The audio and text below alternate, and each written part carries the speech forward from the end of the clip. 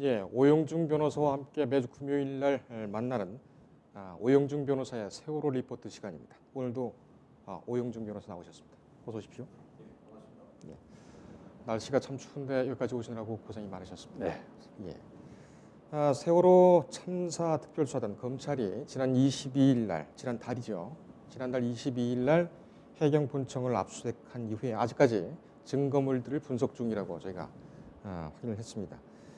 이렇다 할 강제 수사라든가 또 참고인을 부른다든지 이런 움직임은 아직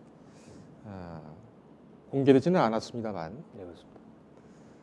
근데 이제 특이한 것이 해경 본청에 대한 그 압수수색이 지난 2일까지, 그러니까는 일요일만 빼고 매일 가서 압수수색을 계속 지속을 했더군요. 그래서 증거도 상당량 확보를 한 것 같은데 이 부분과 함께 여기서 또 나올 수 있는 여러 가지 수사 방향에 대해서 또 한번 짚어보도록 하겠습니다. 특수단이 이렇게 해경 본청을 오랫동안 압수수색한 건 왜 그럴까요?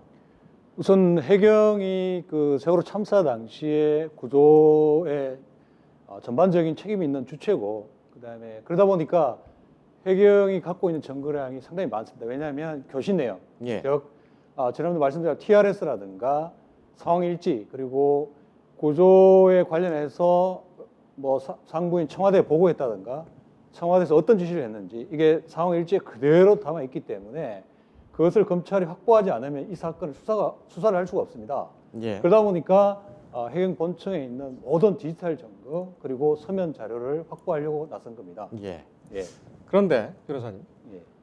정말 의문인 게 이 5년 전에 똑같이 수사를 했단 말이죠. 그때는 경찰과 검찰이 합동수사단을 꾸려서 수사를 했고, 당시에도 해경본청에 대해서 조사를 했을 텐데 일단 의문이 남는 것이 그때에 있던 증거물들 지금까지 남아 있겠느냐, 이거 하나 하고, 네.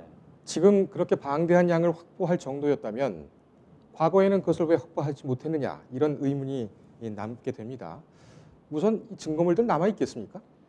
지금 그런 의문을 가질 수 있는데요. 지금 디지털 증거라고 하죠. 예. 그러니까 TRS라든가 해경 본청 서버에 남아 있는 자료들은 누가 사후적으로 삭제하거나 수정하면 로고 기록이 남습니다.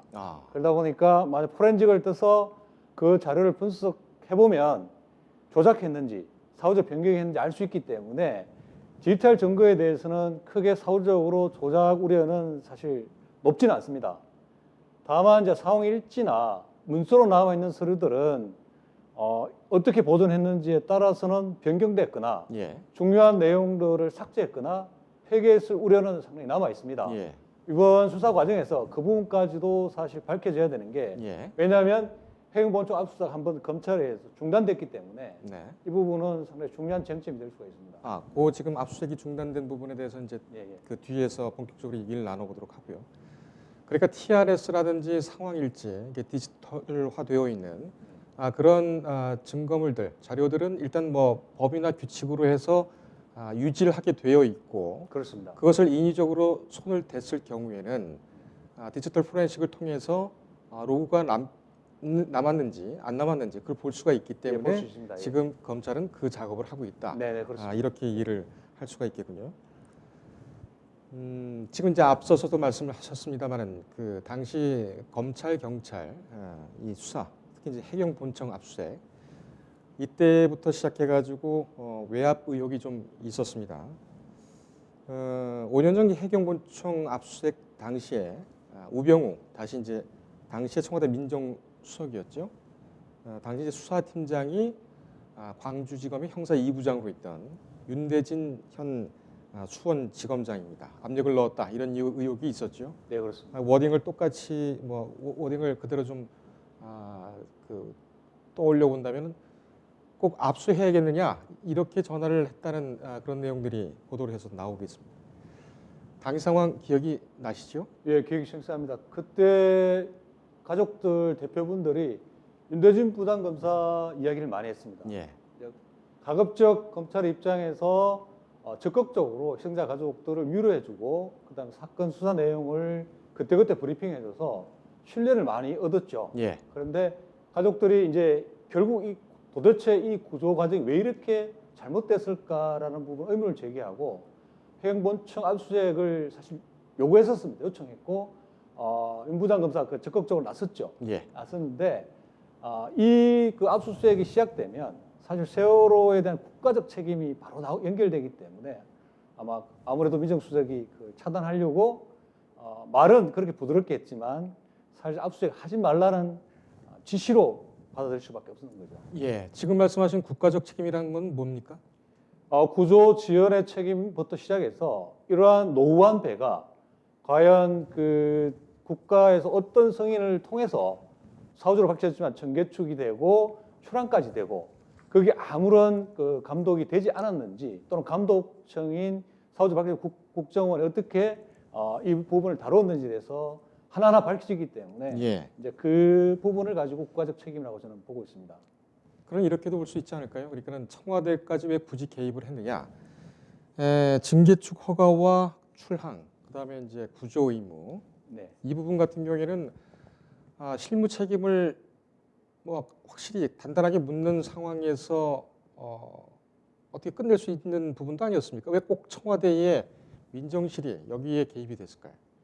맞습니다. 결국 그 실무적인 책임은 각 부서, 인허가 주체로서 해경이나 국정원, 그 다음에 구조 책임은 해경이 지는데 청와대 개입은 결국 이 청와대에서 어떤 승인이 나고 어떤 지시를 했는지는 결국 세월호 운항과 깊숙이 관련돼 있기 때문에 그리고 구조의 책임은 결국 청와대 대통령에게 해경이 어떻게 보고했느냐, 그다음 그 구조의 해군과 여러 구조 세력들을 어떻게 보내는 지시가 이루어졌는지와 맞물려 있기 때문에 청와대가 나설 수밖에 없었던 것으로 보입니다. 예, 좀 비약일 수도 있겠습니다만 증개축 허가와 출항 이 부분에 대해서 그 청와대 민정실이 나서서 수사 개입을 시도를 했다는 것, 그렇다면은 세월호가 증개축되고 출항하는 데 있어서 불법 행위가 있었고 그 불법 행위를 무마하는데 청와대 인사들이 개입했을 가능성, 이게 사고 전으로 얘기가 되겠습니다만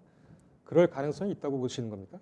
사고 전에 뭐 정개축이나 출항 허가에 대해서는 지금까지 확인된 팩트로는 국정원이 개입했고, 개입이라기보다는 법적으로 국가 보호 장비이기 때문에 나서서 이제 인허가나 정축을 심사하고 예. 심사에 합격하면 출항 허가하고 정개축을 허가해 주도록 되어 있습니다. 물론 해양수산부도 개입되고 여러 부처가 관련이 되어 있습니다. 예. 법적으로는 청와대가 직접 나설 일은 아닙니다. 다만 왜 이렇게 세월호 사고에 청와대 적극적으로 막고 나섰냐에 대해서는 여전히 의문이기 때문에 예. 사후적으로 개입 정도로 봐서 사전적으로 청와대가 어느 정도 관여했다 이렇게 추측하는 것이죠. 국정원이 세월호에 대해서 개입한 것의 관리라고 하셨나요? 아까 그 국정원이 세월호와 관계를 맺게 된 것, 네. 세월호가 아까 어떤 재산이라고 말씀하셨죠? 국가 보안 장비입니다. 국가 보안 장비. 국가 재난 시 전쟁 같은 경우에 인천항에서 제주도로 피난민을 실어 나르는 장비로 이렇게 지정이 되어 있습니다. 예. 그러다 보니까 이 세월호 출항 이전에 일본에서 들여왔는데 이걸 심사를 하게 되어 있습니다. 이 배가 제대로 운항할 수 있는지 노후한 선박인데, 예. 그리고 여러 가지 보안적인 문제, 그다음 운항의 기술적 문제까지 깊숙이 관련 부처와 함께 사전 심사를 검사를 여러 차례 했던 것으로 확인됐습니다. 예. 전시훈련 차출 계획이라는 것은 이제 그러니까는 예를 들면은 뭐 한반도에서 우리나라에서 전쟁이 나서 급히 이 국민들을 인천항에서 대피를 시켜야 할 때 그때 차출되는 여객선, 예, 그렇게 보면 됩니다. 그 중에 세월호가 있었다. 예, 지정되어 있습니다. 근데 지금 수학여행 태우고 가는 학생들을 태우고 가면서도 이 침몰을 했는데 전쟁이라는 그런 급박한 상황에서 네. 다수의 피난민을 싣고 물자를 싣고 가다가 이거는 그러면 뭐랄까요? 법적으로 전시에 동원할 수 있는 그런 임무에 맞게 동원이 됐더라도 침몰 가능성이 있었다고 추정할 수가 있겠군요. 그렇죠. 그 일본에서 20년, 30년 가까이 사용했던 노후한 선박입니다. 이 배를 그 국민들 여객 수송 수단으로 사용하는 배로 승인하기까지 얼마나 많은 엄격한 심사를 해야 됩니까? 그리고 이게 국가 보호 장비로 사용될 것으로 예정돼 있기 때문에 아주 일반 선박보다 훨씬 엄격한 심사를 해야 되는 걸 불구하고 사후적으로 확인됐지만 너무나 허술하게 심사됐고 정개축이나 이런 부분들이 법적으로 맞지 않게 불법적으로 정개축된 게 확인돼서 사실상 이 인허가한 국정원의 책임이 앞으로도 밝혀져야 될 큰 숙제의 하나입니다. 예. 피난 대책으로 세우는 피난용으로 세우는 이렇게 동원하는 이 전시 동원 물자. 글쎄요. 전시 동원 물자를 다른 나라에서 20, 30년이나 사용하고 침몰 가능성이 언제든지 있는 그런 아주 노후된 물자를 전시 동원 물자로 사들였다? 관리를 하고 있다? 보유를 하고 있다? 언뜻 상식적으로는 이해가 안 가는 부분이 있네요. 네, 그렇습니다. 저도 이해 안 가고 신흥 가족들도 이 부분에 대해서 너무나 많이 의문을 갖고 있습니다. 그 뭐 법적으로는 아니면 규정상으로는 그 전시 동원 물자, 뭐 세월호 같은 여객선이 되겠습니다만, 아주 뭐 그 높은 기준으로 세워놨겠죠. 네. 그런데 이 기준을 뚫고 어떻게 이것이 국내로 들어와서 증기축이 된 후에 전시 동원 물자로 지정이 됐을까요? 예, 그 부분을 저희들이 점거 보존하기 위해서 해양수산부를 통해서 국정원은 직접 점거 보존을 못하기 때문에 해양수산부를 통해서 그 자료를 확보하기 나섰는데 그 보안 심사 관련해서 일부 자료는 확보됐고 국회를 통해서 공개도 됐는데 정작 어떤 기준에서 누가 어떤 방식으로 심사를 해서 그 기준에 적합하게 통과했는지 그 기준까지마저도 국정은 공개를 하지 않고 있었습니다. 지금 또 공개가 안 됐죠. 그렇다면 당시 세월호뿐만 아니라 그때에 비슷한 시기에 들어왔던 다른 그 전시 피난 물자로 동원이 되는 그런 여객선, 항공기, 철도, 차량 이런 것들도 사고 위험성이 있다고 봐야 되는 거 아닙니까?